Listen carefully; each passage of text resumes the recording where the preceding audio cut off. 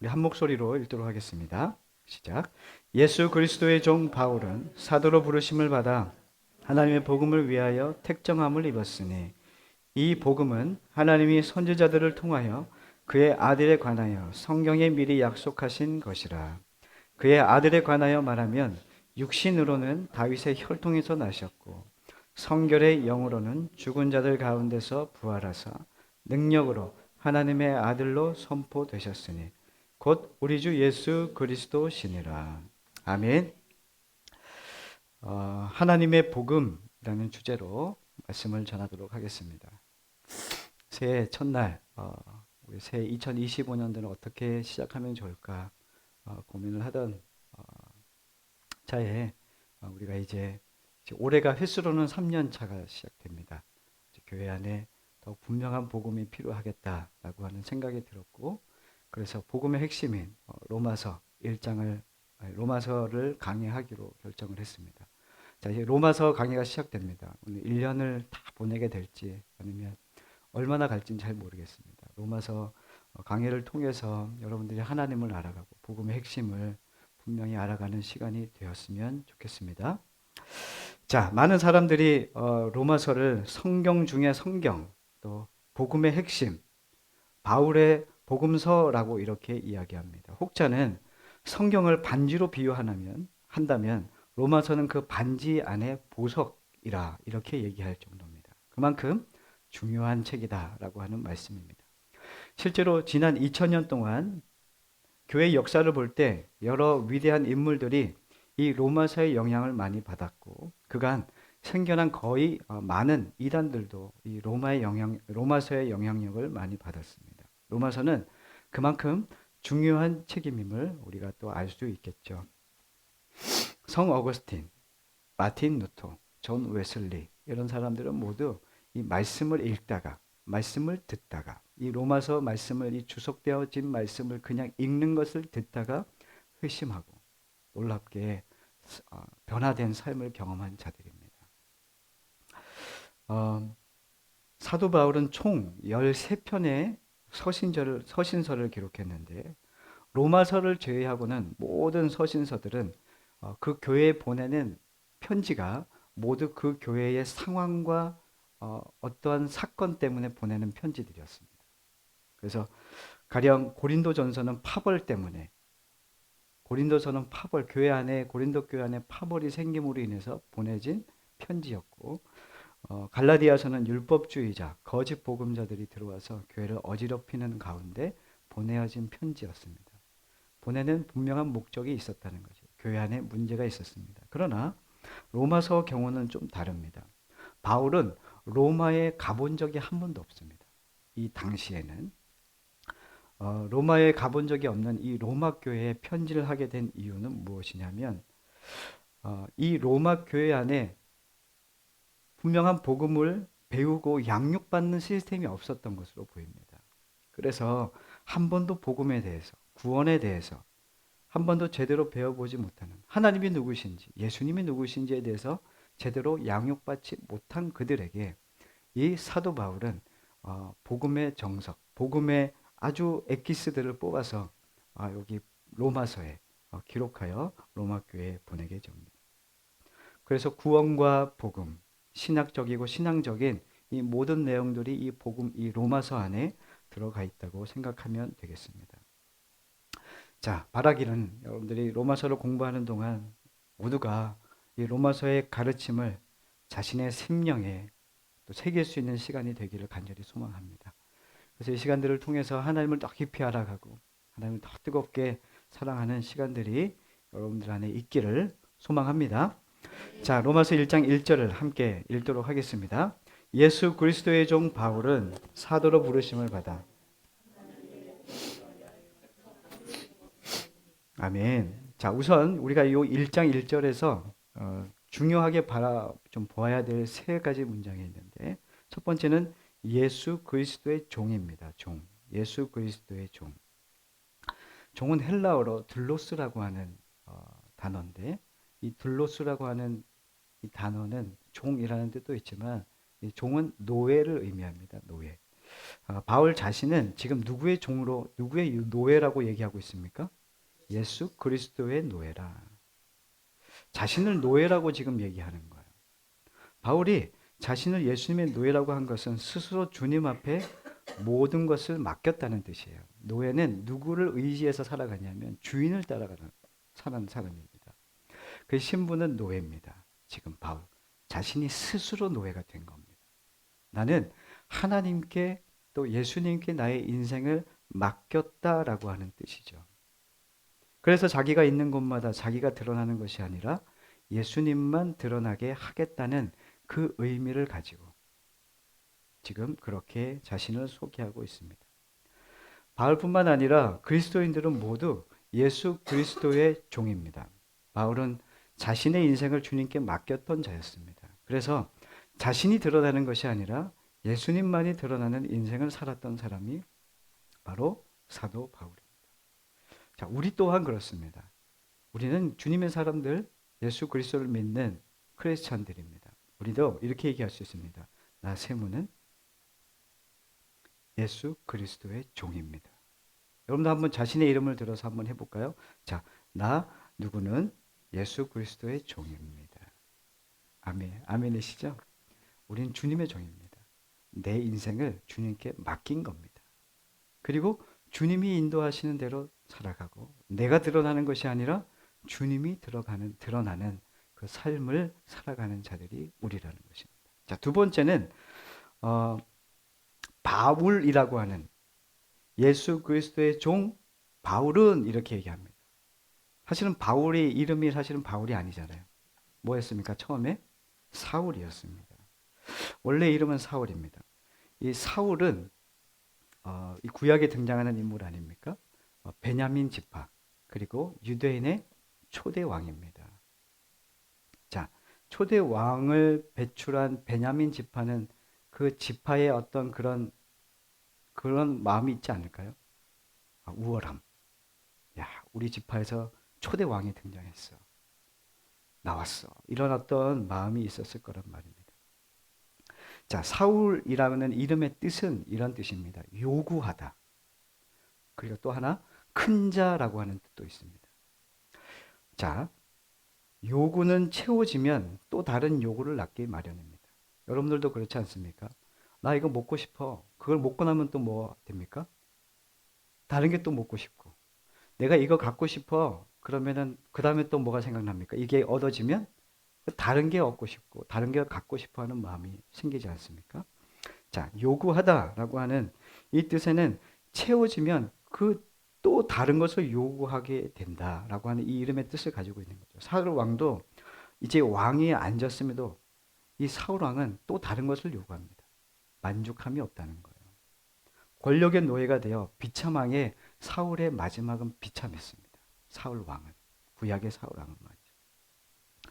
자, 이러면 우리가 생각하기에 사울 왕의 행적을 우리가 알았다면 지금 신약에 있는 바울인 이 사울이 자신의 이름이 지금 사울로 정해졌잖아요. 부모님이 지어줬잖아요. 그러면 이 사울의 마지막에 비참했던 걸 알면은 사울이라는 이름을 안 사용하지 않았을 거란 말이에요. 그런데 그 사울의 부모님은 자신의 아들인 이 사울이 하나님 앞에서 큰 자, 왕 같은 삶을 살았으면 좋겠다. 중요한 건 뭐냐면 성경의 그 결론의 말씀은 중요하지 않아. 사울은 우리 지파에서 위대한 사람이었어. 위대한 사람이 됐으면 좋겠어. 이런 마음으로 이 사울이라는 이름을 지었다는 것이죠. 이스라엘의 최초 왕인 이 자부심을 가진 사울. 자신도 부모에게 그런 얘기를 듣고 자랐기 때문에 이 자부심이 있었던 사람이었단 말입니다. 자, 그런데 이 사울이 이제 사도행전 13장에 보면 1차 전도 여행을 떠나지 않습니까? 주님을 만나는 장면이 다메섹 도상에서 우리는 사도행전에 나타난 걸 알아요. 그리고 난 다음에 주님을 만나고 난 다음에 1차 전도 여행을 떠나면서 사도행전 13장에 자신이 사울의 이름을 버립니다. 그리고 자신을 바울이라고 얘기합니다. 자, 사울의 이름은 또 다른 이름의 뜻이 뭐라고요? 큰 자라는 뜻입니다. 자, 바울의 이름은 뜻이 뭘까요? 맞습니다. 작은 자입니다. 스스로 나는 큰 자라고 여겼던 자. 그리고 그렇게 배움을 받고 자신의 조상도 사울 왕의 모습도 그렇게 아주 좋게 포장되어진 모습으로 그렇게 살고 싶었던 그가 주님을 만난 다음에 주님을 만나고 난 다음에 자신의 이름을 바울로 개종합니다. 바꾸죠. 바꾸는 이유는 자신이 스스로 낮아진 삶을 살겠다는 것입니다. 주님을 만난 사울이 자신만을 위해 살던 삶을 철저하게 포기하겠다는 의미입니다. 이 바울이라고 하는 헬라어 파울로스라고 하는 단어는 이 단어의 동사가 뭐냐면 파우오라고 하는 단어인데 이 동사의 이름 뜻이 뭐냐면 포기하다는 뜻입니다. 포기하다. 바울의 이름의 뜻, 이 동사의 뜻은 포기하다. 그러면 이제는 이 바울된 이가 이제 사도 바울은 자신만을 위해 살던 삶을 철저하게 이제 포기하는 거예요. 그래서 바울의 이 고백이 빌립보서에 보면은 이렇게 고백되고 있는데 우리 시간에 함께 빌립보서 3장 말씀을 함께 읽어보도록 하겠습니다. 로마서 1장을 잘 접어두시고 빌립보서 3장입니다. 빌립보서 3장 5절부터 8절 말씀입니다. 빌립보서 3장 5절 8절까지. 자, 우리 함께 읽도록 하겠습니다. 나는 8일 만에 할례를 받고 이스라엘 족속이요 베냐민 지파요 히브리인 중에 히브리인이요 율법으로는 바리새인이요 열심으로는 교회를 박해하고 율법의 의로는 흠이 없는 자라. 그러나 무엇이든지 내게 유익하던 것을 내가 그리스도를 위하여 다 해로 여길 뿐더러 또한 모든 것을 해로 여김은 내 주 그리스도 예수를 아는 지식이 가장 고상하기 때문이라. 내가 그를 위하여 모든 것을 잃어버리고 배설물로 여김은 그리스도를 얻고. 아멘. 자신을 소개하는 거야. 나는 유대인 중에 유대인이다. 나는 정통 유대인이고 베냐민 지파이고 히브리인 중에 히브리인이고 율법으로는 바리새인이다. 그러니까 이 사람으로 보면은 흠 잡을 데가 없는 거예요. 그리고 열심으로는 교회를 박해하고 율법의 의로는 흠이 없는 자다. 자신을 지금 엄청나게 지금 이전의 삶을 지금 얘기해주고 있는 거예요. 흠 잡을 데가 없어요. 그런데 이것을 모두 뭐라고요? 배설물로 여겼다는 것입니다. 주님을 알고 난 다음에. 야, 이게 어떻게 가능한 일입니까? 내가 주님을 안다는 것이 그 무슨 대단한 일이라고 자신이 가진 그 과거의 그 좋은 배경들을 다 버리고 신분을 다 버리고 직책을 다 버리고 이제는 예수 그리스도 그분을 위해서 따랐던 것일까? 바울은 살아오면서 그 모든 것을 자신을 위해 가지고 있었는데 이제는 주님을 알고 난 다음에 주님을 위한 삶을 살고자 이제 이 모든 것들이 필요 없게 되었다 이렇게 얘기할 정도입니다. 자신을 위한 삶을 포기하고 주님을 위해 살고자 스스로 작은 사람이 된 자가 바울입니다. 그러므로 나는 바울이다. 이 말은 그리스도 앞에서 나는 작은 존재라는 자신을 규명하는 말입니다. 신앙생활하면서 꽤나 교회를 오래 다니신 분들은 나는 성경 지식을, 나는 경험을 또 많이 앞세웁니다. 나는 이런 경험했어. 나는 이런 성경 지식을 나는 나에게 많아. 내가 성경 몇 독 했는 줄 알아? 내가 성경을 내가 모르는 데가 없어. 어디 뭐 얘기해봐 다 펴줄게. 그런데 중요한 것은 뭐냐면 이 모든 성경의 지식과 또 교회 안의 이 경험들이 하나님을 드러내고 하나님을 나타내는 그 일의 도구로 쓰임받지 못하고 자신을 증명하거나 자신이 자랑이 되기 시작하면 그 사람은 바로 사울입니다. 자신이 큰 자라고 생각하는 것이죠. 여러분들은 옆에 있는 주위의 사람들을 향해서 여러분들이 볼 때 내가 저 사람보다 좀 낫지 않나라고 하는 생각을 하지 않습니까? 이렇게 침묵하시는 것은 그런 마음이 있다는 겁니다. 우리는 누군가를 바라보면서 나는 저 사람만큼 못해. 때로는 저 사람만큼 해야 되는데 라고 하는 생각을 하게 됩니다. 그러나 대부분 나의 이 자존감을 깎지 않기 위해서 누군가를 깎아내리면서까지 나는 괜찮은 사람이라고 생각합니다. 그리고 나는 저보다 괜찮지, 저보다 낫지, 이런 마음을 갖게 되는 게 실상이죠. 바울은 스스로 스스로 작은 자라고 자처한 사람입니다. 언제 이런 일이 벌어지냐면 주님을 만날 때 일어나는 일. 나보다 저 사람이 더 큰 자라고 여겨주는 거예요. 그렇게 그를 바라보는 겁니다. 중요한 것은 이 바울이라는 핵심의 내용은 뭐냐면 내가 하나님의 자리에 앉지 않겠다는 의미입니다. 큰 자는 누굽니까? 사람이 아닙니다. 하나님이 내 인생의 가장 큰 분이십니다. 그 하나님이 큰 분, 내가 이전에는 내 삶을 나를 위해서 나에게 투자하고 나의 잘됨을 위해서 살았던 그 존재가 사울이라는 존재가 하나님을 다메섹 도상에서 만나고 난 다음에 빛으로 임하신 주님을 만나고 난 다음에 아, 내가 아무것도 아니구나. 내가 아무것도 아닌 존재구나 라고 하는 것을 깨닫게 된 거예요. 그때 내가 사울로 살 수 없다는 것을 깨닫게 된 거예요. 그래서 철저하게 과감히 내가 큰 자라는 것을 버리게 됩니다. 나는 작은 자야. 내가 주도권을 가지던 그 자리에 내가 앉아 있었는데 내 삶의 주인이었는데 이 삶의 주인의 자리를 내가 내려온 거죠. 스스로. 그리고 누가 앉게 됩니까? 하나님이 예수 그리스도가 앉게 돼요. 지금 사도 바울은 그 고백을 하고 있는 겁니다. 주님이 내 삶의 주인이십니다. 내 삶을 통해 주님 높임 받으시고 나를 통하여 주님만 드러나기를 원합니다. 주님, 저는 괜찮습니다. 제 이름이 삭제되어지고 내가 이 세상 가운데 고난받고 어려움을 당해도 주님이 드러나시는 삶이라면 저는 괜찮습니다.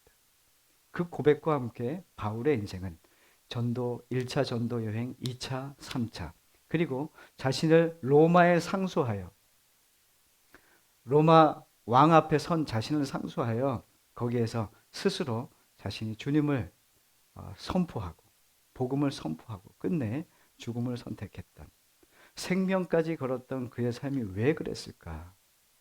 그것은 주님을 만났기 때문입니다. 도대체 주님을 만난 게 뭔데? 말로 설명할 수 없는 내용입니다. 그러나 그 증거들은 성경에 기록되어 있습니다. 살아있는 말씀이죠. 그 인생을 살았던 사람들의 믿음의 증인들의 내용들이 오늘 우리는 성경을 통해 우리에게 들려주고 있는 말씀입니다.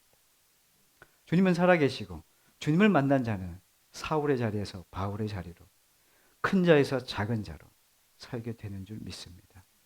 모두가 올 한 해는 작은 자로 살아가십시오. 주님을 왕으로 삼고 주님만을 따라가시는 여러분과 제가 되기를 간절히 바랍니다. 자, 세 번째는 뭐냐면 사도로 부르심을 받아라고 되어 있습니다. 사도로 부르심을 받아. 사도는 헬라어로 아포스톨로스, 보내다라고 하는 의미의 동사 아포스텔로에서 유래되었습니다. 보내다. 즉 사도란 보냄을 받은 사람이라는 것이죠. 그 목적은 무엇이냐? 무엇을 목적으로 삼고 보냄을 받았느냐? 1절 하반절에 나와 있는 하나님의 복음을 위하여 택장함을 입었다. 이렇게 밝히고 있습니다. 자, 순서대로 보면 이렇게 되는 거예요. 오늘 1절부터 쭉 보면은 하나님 앞에 둘로스, 노예가 된 사람은 주님 앞에 작은 사람, 즉 주님 앞에서 교만하지 않는 사람이 이제 아포르톨로스, 보냄을 받은 자로 살게 된다. 이러한 순서로 볼 수 있는데 주님 앞에서 노예가 되고 스스로 작은 사람이 되어 주님의 택정함을 받았다고 하는 이 말이 사실은 우리에게 적용해 보면은 좀 그렇지 않지 않습니까? 종이 되고 스스로 작은 자로 여기고 택정함을 받는가? 사실은 그렇습니까? 여러분들의 삶이? 좀 반대로 가지 않은 것 같습니까? 자, 사실 우리는 사실은 가망 없는 자들이에요. 로마서 이제 계속 보시겠지만 우리는 하나님에 대한 감각이 없는 사람들이에요. 하나님의 이름을 부르지도 않고 하나님을 찾지도 않고 하나님을 나의 구주라고 영접하거나 그분을 구하지 않습니다. 죄인된 인간은 그렇습니다. 근데 우리가 어떻게 신앙을 갖게 되었는가? 성경의 이야기는 뭐냐면 주님이 우리를 선택하셨다. 하나님이 우리를 사랑하셔서 아들 예수 그리스도를 이 땅에 보내주신 사건으로 다시 말하면 하나님께로부터 택정함을 입은 것이 우리에게 먼저 일어났다는 것입니다. 그로 말미암아 우리가 나는 나에게 삶이 아니라 주님께 맡겨진 삶입니다. 그리고 나는 작은 자입니다. 이런 삶으로 살게 된다는 것이죠. 교회를 잔멸하고자 그리스도인들을 죽이러 가던 사울이 다메섹 도상에서 주님께서 만나주시고 사울을 꺾으셨습니다. 아무것도 하지 못하게 두 눈을 멀게 하셨습니다. 그리고 그 죄 많은 인간을 아포스톨로스로 부르셨습니다.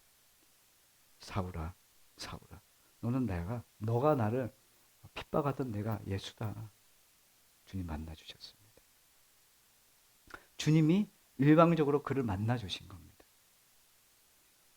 그리고 사울을 바울로 불러주셨습니다.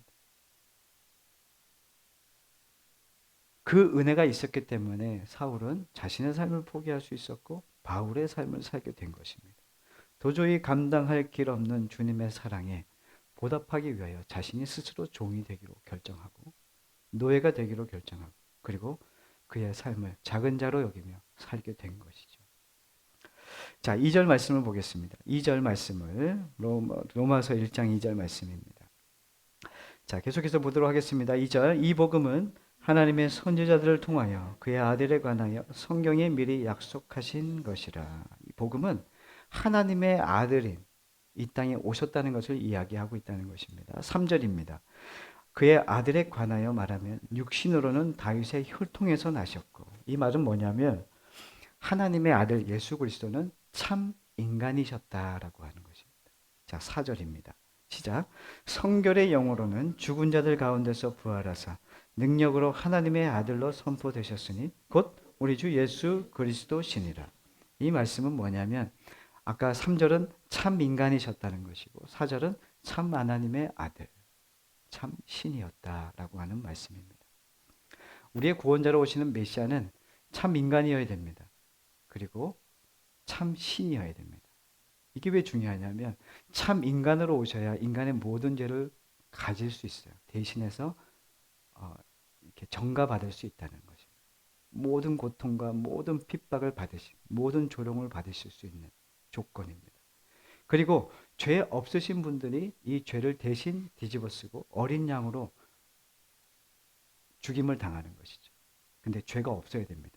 죄 없으신 분은 누구 한 분밖에 없습니까? 하나님 한 분밖에 없습니다. 하나님의 아들, 그 예수 그리스도가 합격되는 한 사람입니다. 참 인간, 참 하나님의 아들, 참 신으로 오신 예수 그리스도, 그분을 이야기하고 있습니다. 자, 그 하나님의 아들로 어떻게 되셨다고요? 선포되셨으니 이렇게 되어 있습니다. 선포되셨다는 것은 다른 말로 하면 번역하면 확인되셨다라고 하는 의미입니다. 세번역 성경은 확정되셨다 이렇게 얘기합니다. 하나님의 아들로 오신 그분이 부활하셨습니다. 십자가에 2000년 전에 예수 그리스도가 십자가에 죽으시고 그리고 3일 만에 부활하셨습니다. 이것이 확증되어졌고 선포되었다는 의미입니다. 이제 확인된 겁니다. 자, 그분이 이제 입증되었던 말씀을 얘기하고 있습니다. 바울은 복음을 소개하면서 하나님의 아들은 참 인간이고 부활하신 분이라는 것을 설명하고 있고 이어서 4절 하반절에 그가 곧 우리 주 예수 그리스도이시니라 라고 말합니다. 따라서 복음이 바로 예수 그리스도라고 전하고 있는 겁니다. 복음은 예수 그리스도이십니다. 우리가 주목할 것은 1절에 예수 그리스도의 종 바울은 이라는 이 단어로 시작하지만 4절에는 어떻게 끝나냐면 우리 주입니다. 우리 주. 자신의 이름을 나 1인칭에서 지금 어떻게 된 거예요? 지금 우리로 바뀐 겁니다. 우리. 이걸 왜 이렇게 얘기하냐면 바울에게 임하신 하나님, 바울을 만나 주셨던 예수 그리스도. 이제 자신은 예수의 종이지만 이것으로 끝나는 것이 아니라 이제는 이 로마서 편지를 받는 이 편지를 받는 로마 교회에 그들에게 보내면서 당신들도 주님의 종으로 사셔야 됩니다. 복음이 지금 어떻게 되고 있습니까? 나 한 사람에서 확장되어져 가고 있습니다. 하나님의 복음은 나 하나를 위한 복음입니다. 그러나 나 하나를 넘어서 모든 사람을 구원하는 하나님의 복음, 그 크신 복음이라는 것을 우리에게 말씀해 주고 있습니다. 이 편지를 받는 사람이나 지금 2000년 후에 우리가 살고 있는 우리들에게도 여전히 우리에게도 동일한 말씀입니다. 우리는 다 주님의 종입니다. 주님의 종으로 살아야 하고 주님의 종으로 이 땅 가운데 부르심을 받았고 택정함을 입었으니 이제는 나를 위해 살지 않고 주님을 위해서 사는 자들이고 나를 큰 자로 여기지 않고 주님 앞에 작은 자로 주님을 드러내는 주님의 사명을 감당하는 예수의 이름만이 증거되는 삶을 우리에게 말씀하시고 살아가라고 말씀해 주고 있는 것입니다. 이 말씀은 2000년 전 주님께서 바울을 통해 로마 교인들에게 하셨던 말씀일 뿐만 아니라 우리 모두에게도 이같이 동일하게 말씀하고 계십니다. 이 시간 주님을 알지 못하고 죄악 가운데 있는 사람들보다 애당초 뛰어난 도덕성을 지니고 있었기 때문에 나는 하나님을 믿었다라고 하는 잘못된 그릇된 사람들이 있다는 것을 주님은 알고 계셨습니다. 아마도 우리 안에도 그런 생각이 있다면 철저하게 내려놓으시기 바랍니다. 여러분들은 구원받을 만한 조건을 가진 사람이 아닙니다. 우리는 여기에서 나는 구원받을 만한 조건을 가졌기 때문에 나는 주님을 선택했기 때문에 난 주님의 백성이 됐어 라고 하는 이 생각은 잘못된 신앙입니다. 우리는 구원받을 자격이 있습니까? 없습니까? 없습니다. 우리는 우리를 드러낼 수 없습니다. 철저하게 나는 사라져야 돼요. 우리는 벌레 같은 존재입니다. 죄인입니다. 우리에게 좋은 것이 하나도 없다. 선한 것이 하나도 없습니다. 주님이 우리를 선택하셨기에 이러한 죽어도 마땅한 아무 말 할 수 없는 저희들을 주님께서 선택해 주셨기에 우리가 지금 이 자리에서 주님을 향해 예배하고 주님을 쫓아가고 있는 것입니다.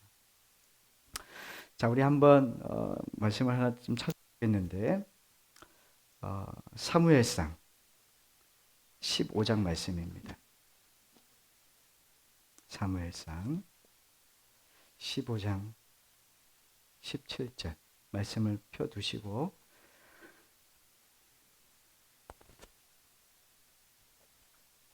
사무엘상 15장 17절 말씀입니다. 구약성경 431페이지입니다. 자, 아직 읽지 말고요. 이따가 읽겠습니다. 사무엘상 10장에 보면은 베냐민 지파 사울이 40세의 왕으로 뽑힙니다. 사무엘이 사울에게 기름을 부어 왕으로 삼습니다. 길갈에서 왕의 세움을 받습니다. 왕이 된 사울이 첫 번째 전쟁을 치르는데 어떤 나라냐면 블레셋과 전쟁을 치릅니다. 이 전쟁에서는 하나님께서 전쟁을 선포하시면서 출정하게 되었는데 이스라엘 전쟁은 하나님의 전쟁이었단 말입니다. 그래서 어떤 일이 해야 되냐면 전쟁 나가기 전에 하나님 앞에 번제를 먼저 드려야 됩니다. 제사를 드려야 되는 겁니다. 그런데 제사를 드려야 되는데 집도를 누가 해야 되냐면 왕이 할 수 없기 때문에 제사장이 와서 해야 되는데 그때 사무엘 아니었습니까? 사무엘이 와서 이 제사를 집도해야 되는데 안 오는 거예요. 그래서 기다립니다. 며칠 더 기다렸어요? 7일 더 기다립니다. 1회를 더 기다렸는데도 안 오는 거예요. 많이 기다렸습니까? 아니면 적게 기다렸습니까? 여러분? 많이 기다렸습니까? 적게 기다렸습니까? 7일 정도면 많이 기다린 거죠. 그런데 안 오는 거예요. 그러자 사울이 야 가져와라. 안 되겠다. 도대체 앞에 보니까 이제 블레셋이 곧 공격하겠어요. 가까이 오고 있단 말입니다. 저기는 전쟁 준비를 다 한 거예요. 안 되겠다. 이 사울이 조마조마하고 초조한 겁니다. 그래서 자신이 번제를 대신해서 드립니다. 하나님은 제사장에게 그걸 명하셨는데 왕이 그 일을 한 겁니다. 근데 때마침 거기 뒤에서 뭔가 숨어 있는 것처럼 사무엘이 짜잔 하고 등장하더니 당신 왜 그랬어? 왜 하나님 말씀에 순종하네? 기다려야지. 번제는 당신이 드리는 게 왕이 드리는 거 아닙니다.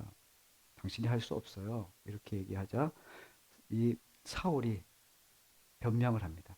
내가 부득이하게 당신이 오지 않았기 때문에 내가 부득이하게 어쩔 수 없이 내가 제사를 드리게 되었다. 그러자 사무엘이 이렇게 얘기합니다. 지금은 왕의 나라가 길지 못할 것입니다. 곧 당신은 왕의 자리에서 내려오게 될 것입니다.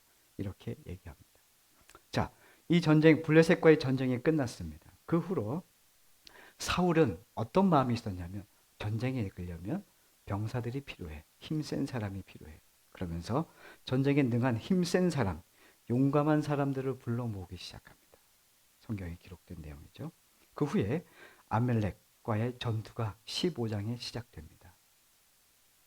그때 사무엘이 이번 전쟁은 하나님께서 어떻게 하라고 하셨냐면 진멸 전쟁이었습니다. 진멸이라는 전쟁은 뭐냐면 어린아이, 가축 모든 것을 진멸하는 거예요. 전리품을 하나도 취하지 않는 겁니다. 모든 것을 싹 쓸어버리고 오는 겁니다. 하나님이 진멸 전쟁을 명령하셨습니다. 그런데 사울은 하나님의 말씀을 귀담아 듣지 않았습니다. 이렇게 얘기합니다. 성경 사무엘상 15장 9절에 이렇게 얘기합니다. 자기 눈에 보기 좋은 것, 기름진 것은 남기고 가치 없고 하찮은 것은 진멸하니라. 자기 눈에 좋은 건 어떻게 했다는 거예요? 전리품으로 취했다는 것이죠. 기름진 것 자기가 남겼다는 것입니다. 자, 그리고 그는 전쟁의 승리를 기뻐하며 자신을 위해 기념비를 세웁니다. 결정적인 사울은 자신을 위한 기념비를 세웠습니다. 이 말은 어떤 의미냐면 사울이 하나님의 자리에 앉았다는 의미입니다. 모든 결정을 자신이 하고 자기 자신을 스스로 큰 자라고 자랑하고 있던 이 사울, 그는 이미 이 안에 교만의 마음이 생겼다는 것. 교만이라는 뜻은 부풀리다는 뜻입니다. 부풀리다. 자신을 계속 부풀리고 있는 것. 신앙에서 가장 무서운 것이 무지보다 이 교만입니다. 조금 아는데 내가 성경을 조금 알고 하나님의 뜻을 조금 아는 것 같아서 계속 자신을 부풀려 나가는 겁니다. 자신을 포장하고 자신이 더욱더 뭔가 많이 아는 것처럼. 누가 잘하는 겁니까? 사입이 무속인들이 잘하는 거 아닙니까? 뭔가 많이 아는 것처럼 얘기하는데 아무것도 없는. 부풀리는데 그 안에 뭐가 있습니까? 아무것도 없죠. 내용이 없잖아요. 근데 뭔가 그럴듯하게 부풀리는. 자, 그때 사무엘이 사울에게 찾아와서 오늘 본문 우리가 찾았던 사무엘상 15장 17절을 말해줍니다. 우리 함께 읽겠습니다. 시작. 사무엘이 이르되 왕이 스스로 작게 여길 그때에 이스라엘 지파의 머리가 되지 아니하셨나이까. 여호와께서 왕에게 기름을 부어 이스라엘 왕을 삼으시고. 아멘. 사무엘이 이렇게 얘기합니다. 왕이 스스로 작게 여길 그때에. 사울도 처음에는 자기가 왕감이 아니라는 것을 알았어요. 내가 왕감이 아닙니다. 하나님 저를 그렇게 하지 마십시오. 사울이 처음에 그랬다고요. 그런데 그 자리에 와 보니까 자신이 뭔가 대단한 사람처럼 느껴진 겁니다. 다시 말하면 변질이 되기 시작한 거죠. 주님의 복음의 말씀은 처음도 복음이어야 되고 마지막도 복음이어야 됩니다. 복음으로 시작해 복음으로 끝나는데 이 과정도 복음이어야 됩니다. 신앙생활은 그렇습니다. 처음이 내가 복음이면 끝나는 게 아니에요. 결과가 좋아야 되는 이 복음의 삶이 우리에게 중요하지만 주님은 우리에게 이 결과를 위해서 뭘 보시냐면 시작과 끝 사이에 있는 우리의 삶의 이 내용을 보십니다. 그게 이 땅의 삶입니다. 그럼 여러분과 저는 어떻게 살아야 됩니까? 스스로 작게 여길 그때에 이스라엘 지파의 머리가 되게 하셨던 하나님은 우리가 참된 그리스도인으로 구원받은 성도로 살게 하는 그 능력은 내가 스스로 나를 작게 여기는 바울과 같은 인생을 살 때만 가능하다는 것입니다. 우리를 부풀리면 안 됩니다. 뭔가 내가 대단한 것처럼 부풀리지 마십시오. 그거는 주님과 멀어지는 겁니다. 내가 아무것도 아닌 걸 알 때 서로 사랑할 수 있어요. 사랑하는 거 있잖아요. 그거는 내가 남들보다 크다고 생각하기 때문에 공격하는 겁니다. 그거는 하나님의 의를 이룰 수 없어요. 사랑은 내가 작아질 때만 가능한 거예요. 섬길 수 있는 건 내가 크기 때문에 섬기는 게 아니라 내가 스스로 작게 여길 그때에 그 또한 섬길 수 있고 그를 사랑할 수 있고 그를 안을 수 있습니다.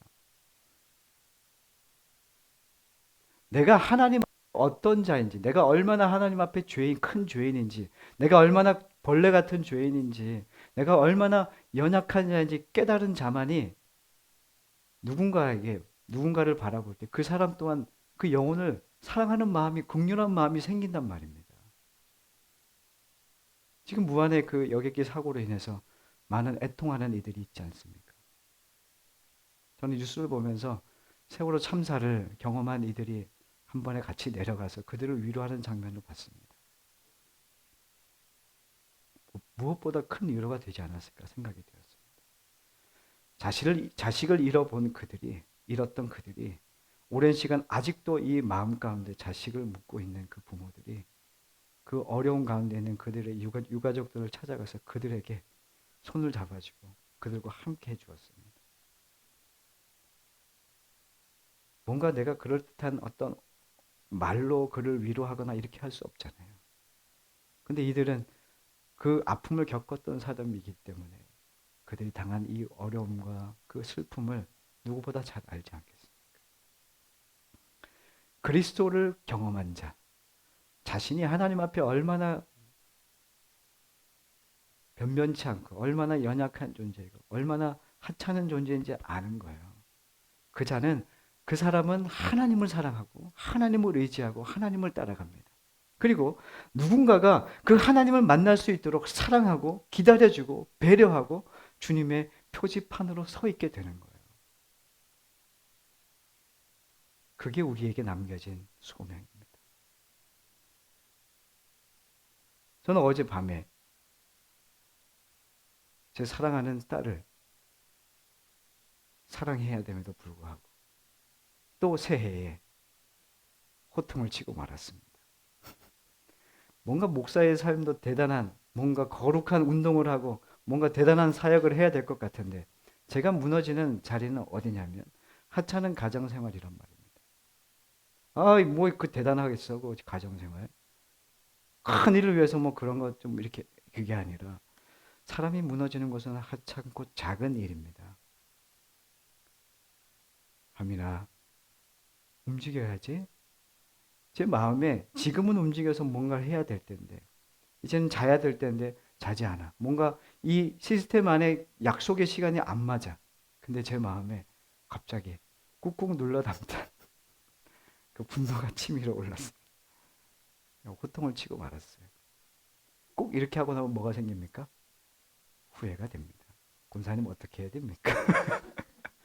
그런데 제 마음이 얼마나 그런지 알아요. 그 아이의 얼굴을 보는데 또 미안해요.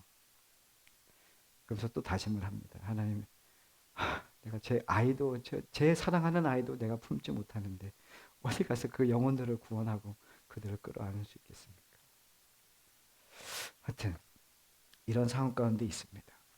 주님이 계속 우리를 어떻게 하냐면 우리의 삶의 자리에서 네가 얼마나 작은 자인지 알겠지. 너 드러낼 게 없는 줄 알겠지. 너 말하는 거, 너 행동하는 거, 너 사랑한다고 얘기하는데 그 사랑한다고 얘기하는 그 말에 그 행동이 안 따라오잖아. 그러면 어떻게 해야 됩니까?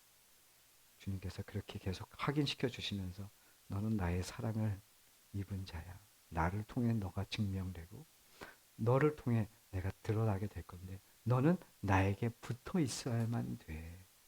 너는 내 안에 있어야만 너는 내가 얘기하는 이 하나님의 그 영원한 복음의 삶을 살 수 있는 사람이 되는 거야. 이걸 말씀해 주시는 것을 깨닫게 됩니다. 여러분들 많이 실패할 거예요. 올해도 여러분들 충분히 실패할 거고 여러분들의 민낯을 보게 될 겁니다.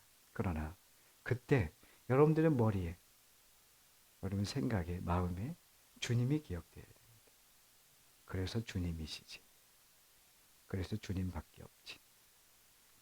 그래서 주님 따라가야지. 주님밖에 길이 없구나.